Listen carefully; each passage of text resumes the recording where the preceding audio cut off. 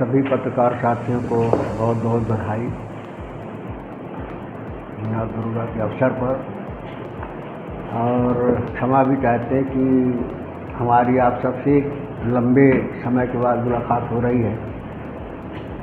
कुछ चुनाव में और दूसरे कारणों से बाहर रहने के कारण आपसे संवाद नहीं हो सका, इसके लिए क्षमा चाहते हैं। और आज विशेष कर्फ्यू दिलाने का जो कारण था यह था कि शासन द्वारा सेंसस कराई जा रही है और उसमें वर्तमान में जो देश की आवश्यकता है, देश के लोगों की ज़रूरत है, उसके आधार पर जातिगत गणना आवश्यक है। और एक लंबे समय से मांग की जा रही थी कि जो हमारे संविधान की सामाजिक न्याय की परिकल्पना है उसके आधार पर सही जानकारी लोगों की होनी चाहिए, क्योंकि हमारे यहाँ की जो व्यवस्था है और संवैधानिक प्रावधान है कि जो समाज किन्हीं भी कारणों से पीछे रह गया है, चाहे वो शिक्षा का क्षेत्र हो, चाहे वो सामाजिक क्षेत्र हो, चाहे वो दूसरा क्षेत्र हो, किसी भी क्षेत्र में अगर किन्हीं कारणों से वो पीछे रह गया है, जिन्हें बढ़ने का समान अवसर नहीं मिल पाया है, ऐसे लोगों को आरक्षण के माध्यम से विशेष प्रोत्साहन दे करके उसको देश के प्रगति और विकास में भागीदारी बनाने की व्यवस्था संविधान में है, जिसके तहत आरक्षण का प्रावधान किया गया। और उसी के आधार पर जो आरक्षण की व्यवस्था की गई केंद्र में और मध्य प्रदेश में, दूसरे प्रदेशों में, उस व्यवस्था के आधार पर आरक्षण की शुरुआत की गई। और इसमें चूँकि संवैधानिक प्रावधान नहीं था आर्थिक रूप से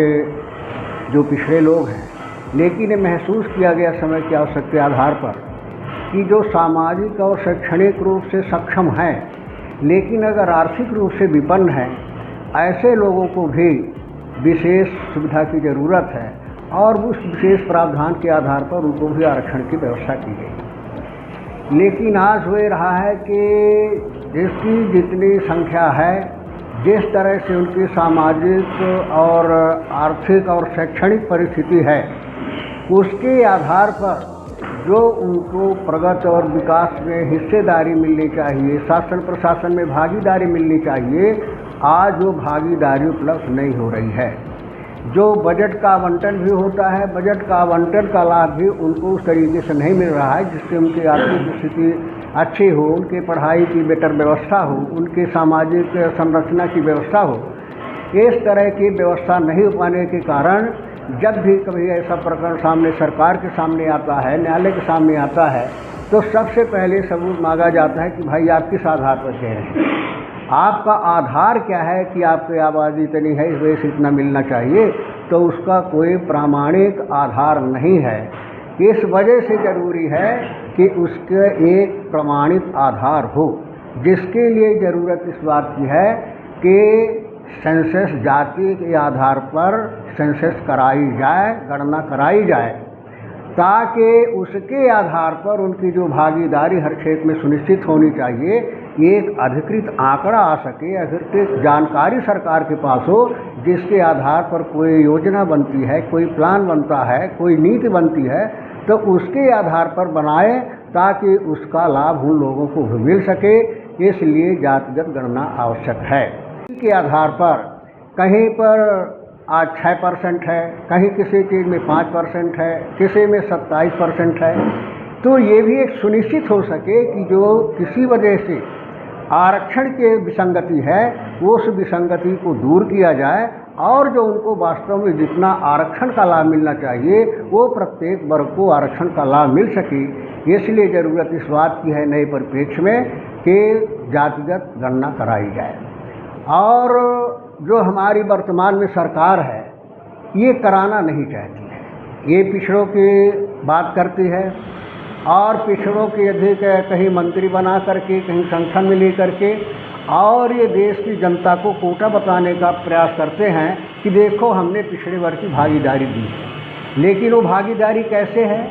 वो पिछड़े वर्ग के लोग होते हैं जो उन नेताओं की जेब के होते हैं, जिनके पिछड़े वर्ग के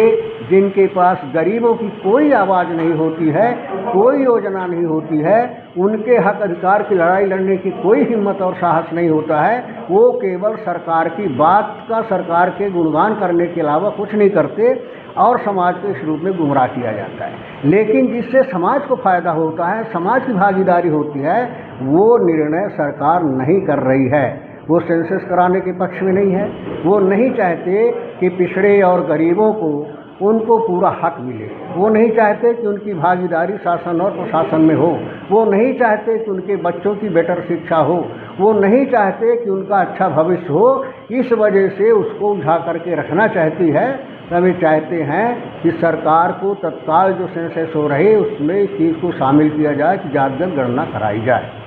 राहुल गांधी ने बड़े हिम्मत और साहस के साथ सारे दुनिया के सामने ऐलान किया कि नहीं, पिछड़े वर्ग का हक और हिस्सेदारी, गरीबों की हक और हिस्सेदारी जो होती है, हमारी सरकार आए तो हम करेंगे, हम सेंसस भी कराएंगे। 50% की जो सीमा है, जो बैरियर लगा हुआ है आज के परिप्रेक्ष्य में, उसको भी हटाने की ज़रूरत है, उसको भी हम हटाएंगे। पिछड़े और गरीबों का जो हक और अधिकार है उसके लिए उन्होंने ऐलान करके कहा कि हम करेंगे। तो उनको हम बधाई देना चाहते हैं उनके साहस के लिए। और उनके विचारधारा के आधार पर अगर ये सरकार नहीं मानती है, ये सरकार सेंसस नहीं कराएगी, तो पिछड़ा वर्ग संगठन सारे लोगों के हक अधिकार के लिए, चाहे पिछड़े वर्ग हों चाहे गरीब हों, जिनको जो आवश्यकता है उसके आधार पर पूरे प्रदेश में आंदोलन किया जाएगा, जन जागृति की जाएगी और उसके माध्यम से सरकार को विवश किया जाएगा कि सरकार इस मुद्दे को माने। ये मुद्दा जाति का मुद्दा नहीं है, ये मुद्दा वर्ग का मुद्दा नहीं है, बल्कि ये मुद्दा इस देश के उन लोगों का के हक अधिकार की है जिन लोगों के मेहनत और परिश्रम के आधार पर ही देश की प्रगति और विकास की आधारशिला रखी जाती है, जिनके मेहनत के आधार पर ही अन्न पैदा होता है, जिनके मेहनत के आधार पर ही इंडस्ट्री पैदा होती है, जिनके मेहनत से लोगों का भविष्य सुरक्षित रहता है। ऐसे हमारे देश की सबसे बड़ी पूंजी है, सबसे बड़ी ताकत है। उनकी ताकत को इग्नोर करके कोई भी देश प्रगति और विकास नहीं कर सकता है। इसलिए समय की आवश्यकता है कि सरकार इस चीज़ को माने कि जाति के आधार पर गणना कराए, आरक्षण की सीमा को बढ़ाए और जो संवैधानिक प्रावधान के आधार पर जो बंदिश है उस बंदिश को हटाए, ताकि इस देश और प्रदेश के गरीबों को, पिछड़ों को, दलितों को उनका पूरा हक और अधिकार मिल सके, सम्मान मिल सके और वो मुस्तैदी के साथ देश की प्रगति और विकास में अपना योगदान दे सके।